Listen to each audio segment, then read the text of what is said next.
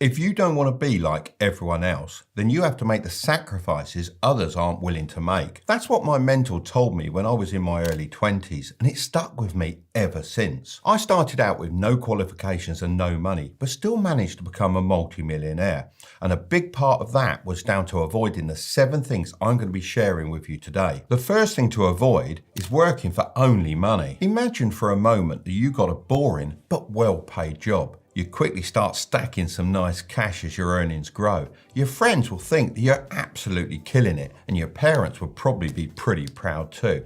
However, over time, your earning potential would start to plateau. This is path A. Now, imagine instead you get a challenging but lower paid job. You might struggle for a couple of years as you improve and adapt. You may even struggle to pay the bills. Your friends will probably think you're falling behind, and your parents may not agree with the path you've taken. However, over time, your earning potential will start going through the roof.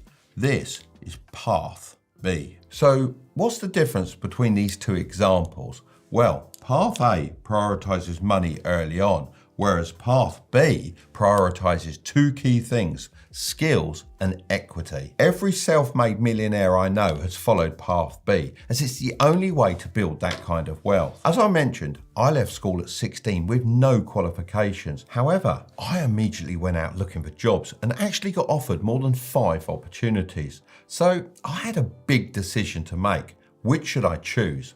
I decided to become a carpenter's apprentice. The pay wasn't great, but I knew the skills I'd learned would be extremely valuable, so I prioritised those.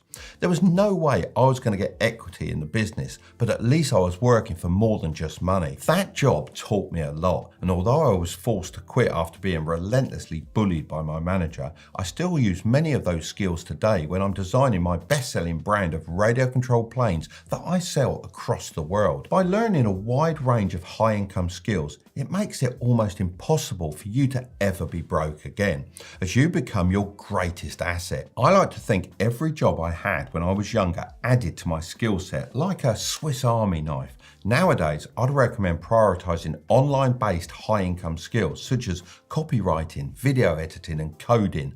The demand for these skills is only growing, and I can speak from experience that there is a huge skill shortage at the moment. Sure, there are lots of people doing those things. However, 99% of them are just not up to standard. Honestly, your competition really isn't that tough. Now, let's move on to the second thing, equity.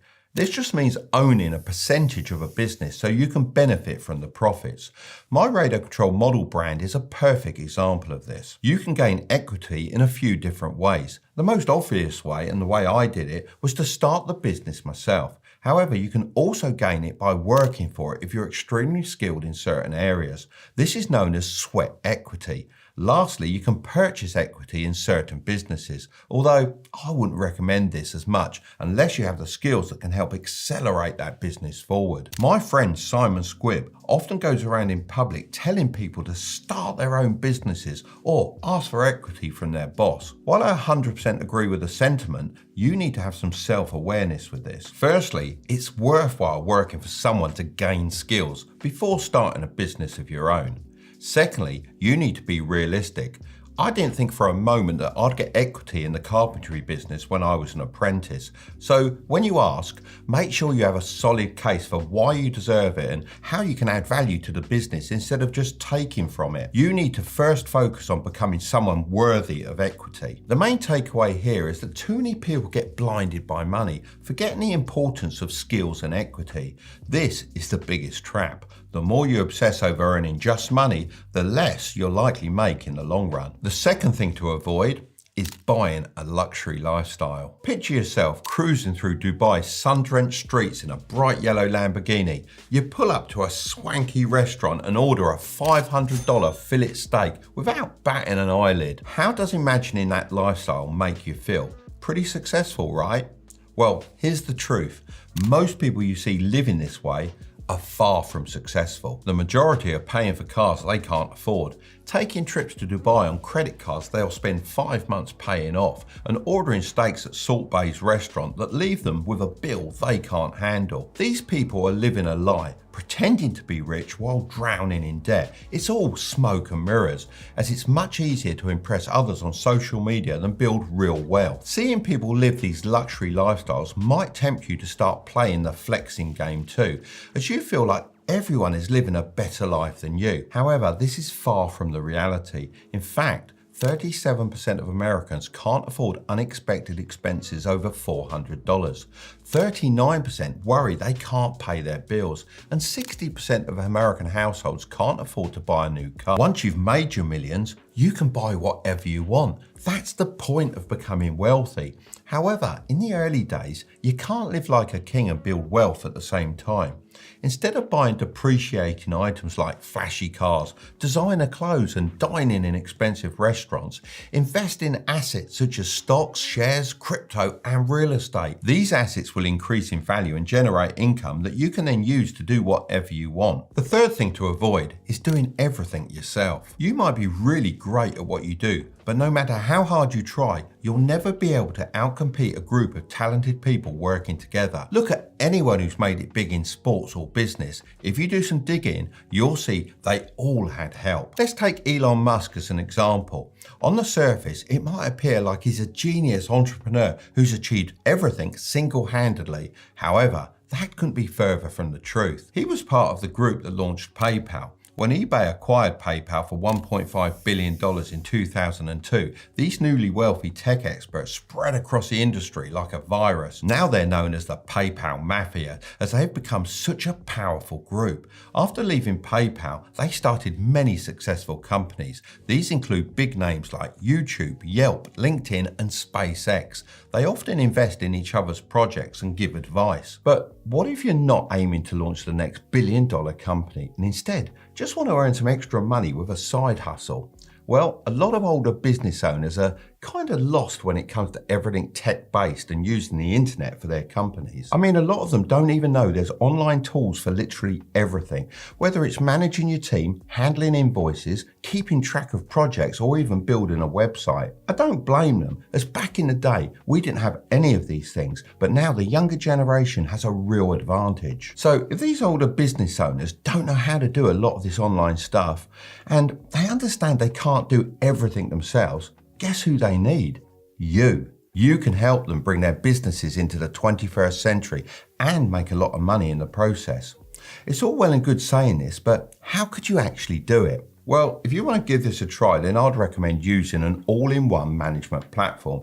Odoo is a great choice as it includes the tools I just mentioned and more all in one place. Here's a great example of a website that needs a proper update. It looks like it was built over 10 years ago. Let's jump on Odoo and make something a bit more up to date. So I'm going to go over here and select the e-commerce app option.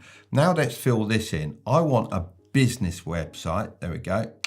And I want for my gardening business. After this, I've got the option to choose my color palette here, but instead, I'm just going to add their logo so that Odoo just builds a palette based on their brand colors.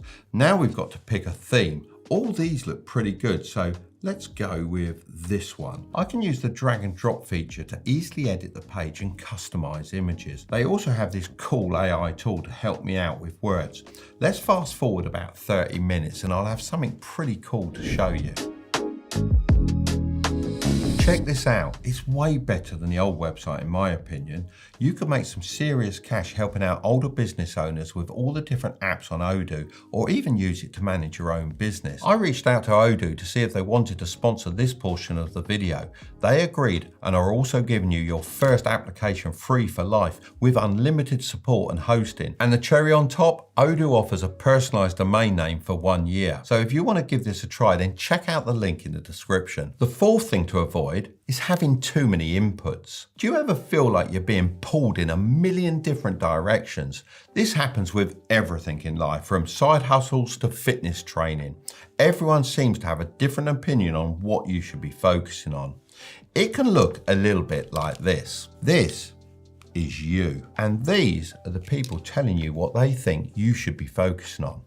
For the sake of simplicity, let's just call them inputs. All these inputs create hundreds of paths you could follow, like becoming a doctor, entrepreneur, joining a family business, getting a stable 9-to-5 job, traveling, and having a family. Let's call these your potential paths. The sheer number of these pathways can create something called cognitive overload, which is where your brain simply can't cope with the overwhelming amount of information and choices. So what's the solution? Well, I've always started with my end destination in mind and worked backwards. Of course, I didn't know exactly what I wanted to do in the future. However, I had a decent idea. I then made sure to only listen to inputs that helped me reach those targets. The clearer your goal, the easier it becomes to select the right inputs to help you achieve it. So limit the number of opinions you receive and prioritize quality over quantity. Most people have too many opinions being thrown at them, but not from experts. Cut out general opinions and instead seek expert advice. This could come from a mentor, someone successful in your field, or even educational videos from experts like myself. By doing this, you'll get more valuable, focused, and specific guidance for your end goal. Remember, even when you work your way backwards, you still don't need to know everything at once. Fully listen and implement what you learn from an input, and then when you're facing another challenge, you can seek out more inputs that will help you overcome it. If you don't do this, then you'll get mental fatigue, which can lead to decision paralysis, where you find yourself unable to take action or move forward. Some people might even mistake this for being lazy, but in reality, your brain just gets overwhelmed. The fifth thing to avoid is being ego-driven. Let me start by saying this. Arrogant people won't even finish this video. They think they already know everything, so why bother sticking around? But that's exactly the problem. Arrogance blinds you to the opportunities that could genuinely change your life. Ego-driven people are often too focused on the big picture, constantly dreaming of the end goal. This might sound productive, but it's a dangerous trap. When you're always looking too far ahead, you end up overlooking the small but crucial steps that lead to true success. For example, some might be tempted to scroll through this video just to see all 7 things rather than sitting down and actually absorbing the knowledge in each one. But by doing so, they miss out on the valuable insights that could fast track their journey. When you're too egotistical, you start to believe that you don't need advice from others, especially those who might know more than you. You might dismiss the wisdom of people who have already walked the path that you're trying to take. But here's the truth. True wealth isn't just about being confident. It's about having the humility to keep learning, to understand that you don't know it all, and that's where the real growth happens. The more you learn, the more you realize how much you don't know. This is called the iceberg principle. What you know is just the tip of the iceberg. The massive chunk of knowledge is underneath the surface. That's what truly matters, and arrogance makes you forget that it's even there. In short, arrogance is a silent wealth killer.